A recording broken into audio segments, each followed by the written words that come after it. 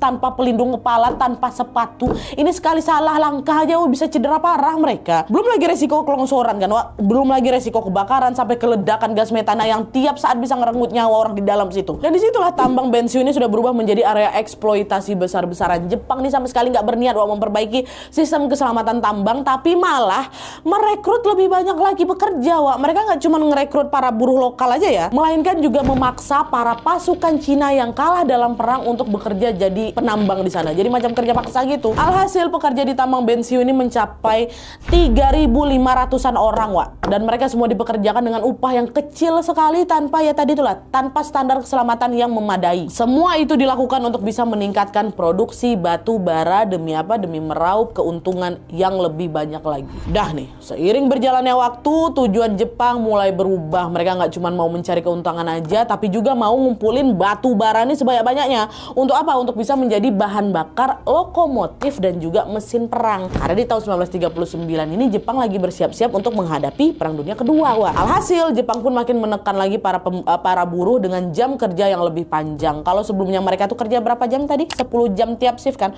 Sekarang diubah jadi 12 jam per shift, Wah. Jadi tambang bensu ini beroperasi 24 jam sehari tanpa jeda. Dengan jam kerja yang panjang dan tidak ada sistem perlindungan yang memadai, kondisi fisik para pekerja pun jadi gampang drop. Tenaga mereka juga terkuras habis, sementara mereka harus terus-terusan dipaksa memenuhi target produksi. Parahnya lagi, Wak, di tengah kondisi itu juga para pekerja ini nggak dikasih tempat istirahat yang layak. Nggak ada. Mereka dibiarkan tidur di barak-barak kumuh yang juga minim sanitasi. Stok makanan di sana juga terbatas sekali, Wak. Jadi banyak pekerja yang sakit-sakitan, macam sakit kolera, diare muntah parah tuh, dan berbagai penyakit menular lainnya. Dan para pekerja yang sakit ini juga sama sekali tidak mendapatkan perawatan medis yang layak, Wak. Enggak, mereka itu cuma dibiarkan, ya udah istirahat aja kalian di barak kalau ada yang sakit, sampai akhirnya nggak dikasih obat, nggak dikasih penanganan yang baik, meninggal dunia. Dan kondisi itu, Wak, bukan terjadi 1-2 hari, 1-2 minggu, enggak ya, berlangsung selama bertahun-tahun.